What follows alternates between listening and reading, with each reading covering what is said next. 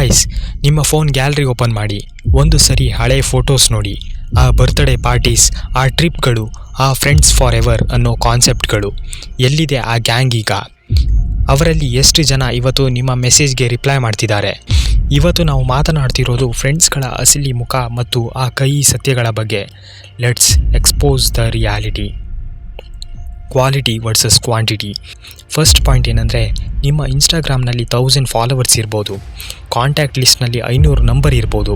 ಆದರೆ ರಾತ್ರಿ 2 ಗಂಟೆ ಆಗ್ತಿದ್ದಾಗೆ ನಿಮಗೆ ಏನೋ ಒಂದು ಎಮರ್ಜೆನ್ಸಿ ಆದಾಗ ಯಾವನಿಗೆ ಕಾಲ್ ಮಾಡಬೇಕು ಅಂತ ಯೋಚನೆ ಮಾಡ್ತಿರಲ್ಲ, ದಟ್ ಈಸ್ ದ ರಿಯಾಲಿಟಿ. ಎಲ್ಲರೂ ನಿಮ್ಮ ಪಾರ್ಟಿಗೆ ಬರ್ತಾರೆ, ಫ್ರೀ ಇದ್ದಾಗ ಹರಟೆ ಹೊಡ್ಕೊಂಡಿರ್ತಾರೆ. ಅವರನ್ನು ನಾವು ಕನ್ವೀನಿಯನ್ಸ್ ಫ್ರೆಂಡ್ಸ್ ಅಂತೀವಿ. ಅವರಿಗೆ ಕೆಲಸ ಇಲ್ಲದೇ ಇರುವಾಗ ನಿಮ್ಮ ಹತ್ರ ಬರ್ತಾರೆ. ನೀವು ಅಳುತ್ತಿರುವಾಗ ಅಥವಾ ಫೇಲ್ ಆದಾಗ ನಿಮ್ಮ ಪಕ್ಕ ನಿಲ್ಲೋದು ಒಬ್ಬ ಅಥವಾ ಇಬ್ಬರು ಮಾತ್ರ. ಆ ಇಬ್ಬರು ಸಿಕ್ಕರೆ ನೀವು ಅದೃಷ್ಟವಂತರು. ನೆನ್ಪಿಡಿ, ಜಾಸ್ತಿ ಜನ ಇರೋದು ಗೆಲುವಲ್ಲ, ಸರಿಯಾದ ಜನ ಇರೋದು ಗೆಲುವು. ಸ್ನೇಕ್ ಫ್ರೆಂಡ್ಸ್ ಮತ್ತು ಸಪೋರ್ಟ್ ಗೇಮ್. ಇದು ಸ್ವಲ್ಪ ಹಾರ್ಷ್ ಅನ್ನಿಸ್ಬೋದು, ಬಟ್ ಕೇಳಿ, ನಿಮ್ಮ ಫ್ರೆಂಡ್ಸ್ ಲಿಸ್ಟಲ್ಲಿ ಕೆಲವರು ಇರ್ತಾರೆ. ಅವರು ನೀವು ಚೆನ್ನಾಗಿರಬೇಕು ಅಂತ ಬಯಸ್ತಾರೆ, ಆದರೆ ಅವರಿಗಿಂತ ನೀವು ಚೆನ್ನಾಗಿರಬೇಕು ಅಂತ ಯಾವತ್ತೂ ಬಯಸಲ್ಲ. ನೀವು ಏನೋ ಒಂದು ಅಚೀವ್ ಮಾಡಿದಾಗ ಕಾಂಗ್ರ್ಯಾಟ್ಸ್ ಮಚ ಅಂತ ಮೆಸೇಜ್ ಮಾಡ್ತಾರೆ, ಆದರೆ ಅವರ ಕಣ್ಣಲ್ಲಿ ಆ ಖುಷಿ ಇರಲ್ಲ. ನಿಮ್ಮ ಮುಂದೆ ಬ್ರೋ ಅಂತ ಮಾತನಾಡೋರು ನಿಮ್ಮ ಬೆನ್ನ ಹಿಂದೆ ನಿಮ್ಮ ಬಗ್ಗೆ ಗಾಳಿ ಸುದ್ದಿ ಹಬ್ಬಿಸ್ತಿರ್ತಾರೆ. ರಿಯಾಲಿಟಿ ಏನಂದರೆ, ಶತ್ರುಗಳಿಗಿಂತ ಈ ಫೇಕ್ ಫ್ರೆಂಡ್ಸ್ ಹೆಚ್ಚು ಡೇಂಜರಸ್. ಯಾಕಂದರೆ ನಿಮ್ಮ ವೀಕ್ನೆಸ್ ಅವರಿಗೆ ಗೊತ್ತಿರುತ್ತೆ. Seasonal friends. ಫ್ರೆಂಡ್ಶಿಪ್ ಅಂದರೆ ಲೈಫ್ ಲಾಂಗ್ ಅಂತ ನಾವೆಲ್ಲ ನಂಬಿಡ್ತೀವಿ. ಬಟ್ ಸೈಕಾಲಜಿ ಏನು ಹೇಳುತ್ತೆ ಅಂದರೆ, ನಮ್ಮ ಲೈಫ್ನ ಪ್ರತಿ ಸ್ಟೇಜ್ಗೂ ಒಂದೊಂದು ಫ್ರೆಂಡ್ಸ್ ಇರ್ತಾರೆ. ಸ್ಕೂಲ್ ಮತ್ತು ಕಾಲೇಜ್ ಫ್ರೆಂಡ್ಸ್, ಅಲ್ಲಿ ನೀವು ದಿನ ನೋಡ್ತೀರಾ. ಕಾಮನ್ ಎನಿಮಿ ಇವರು. ಕಾಲೇಜ್ ಮುಗಿದ ತಕ್ಷಣ ಆ ವೈಬ್ ಹೋಗುತ್ತೆ. ವರ್ಕ್ ಫ್ರೆಂಡ್ಸ್, ಕೆಲಸಕ್ಕೋಸ್ಕರ ಜೊತೆಗಿರೋರು. ಆ ಆಫೀಸ್ ಬಿಟ್ಟ ಮೇಲೆ ಅವರು ನಿಮ್ಮ ಲೈಫಲ್ಲಿ ಇರಲ್ಲ. ನೀವು ನಿಮ್ಮ ಲೈಫಲ್ಲಿ ಗ್ರೋ ಆಗಿದ್ದರೆ ನಿಮ್ಮ ಹಳೆ ಫ್ರೆಂಡ್ಸ್ಗೆ ಅದು ಜೀರ್ಣಗೊಳಿಸ್ಕೊಳ್ಳೋಕ್ಕೆ ಆಗಲ್ಲ. ಅವರು ಅಲ್ಲೇ ಇರ್ತಾರೆ, ನೀವು ಮುಂದೆ ಹೋಗ್ತೀರಾ. ಆಗ ಆ ಗ್ಯಾಪ್ ಕ್ರಿಯೇಟ್ ಆಗುತ್ತೆ. Money and friendship.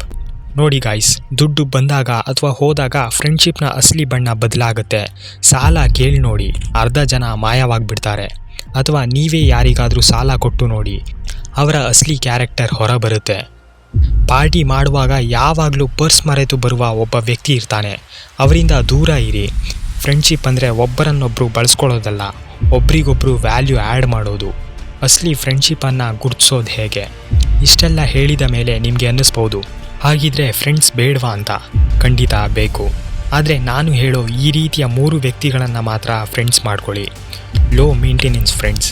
ನೀವು 6 ತಿಂಗಳು ಮಾತನಾಡದಿದ್ದರೂ ಕಾಲ್ ಮಾಡಿದಾಗ ಅದೇ ಹಳೆ ವೈಬಲ್ಲಿ ಮಾತನಾಡೋರು. The truth teller. ನಿಮ್ಮ ಮುಖಕ್ಕೆ ನಿಮ್ಮ ತಪ್ಪುಗಳನ್ನು ಹೇಳೋರು. ನಿಮ್ಮನ್ನು ಹೊಗಳೋರು ಬೇಕಾದಷ್ಟು ಜನ ಇರ್ತಾರೆ, ಆದರೆ ತಿದ್ದೋರು ಒಬ್ಬರೇ ಇರೋದು. ನೀವು ಸಕ್ಸಸ್ ಆದರೂ ಸೋತರೂ ನಿಮ್ಮನ್ನು ಒಂದೇ ಥರ ನೋಡೋರು. Bottom of the line. ನೀವು ಯಾರನ್ನು ನಿಮ್ಮ ಬೆಸ್ಟ್ ಫ್ರೆಂಡ್ ಅಂದ್ಕೊಳ್ತೀರೋ ಅವರು ನಿಮ್ಮ ಬೆನ್ನ ಹಿಂದೆ ನಿಮ್ಮ ಬಗ್ಗೆ ಕೆಟ್ಟದಾಗಿ ಮಾತನಾಡ್ತಿರ್ತಾರೆ. ಅದೇ ರಿಯಾಲಿಟಿ.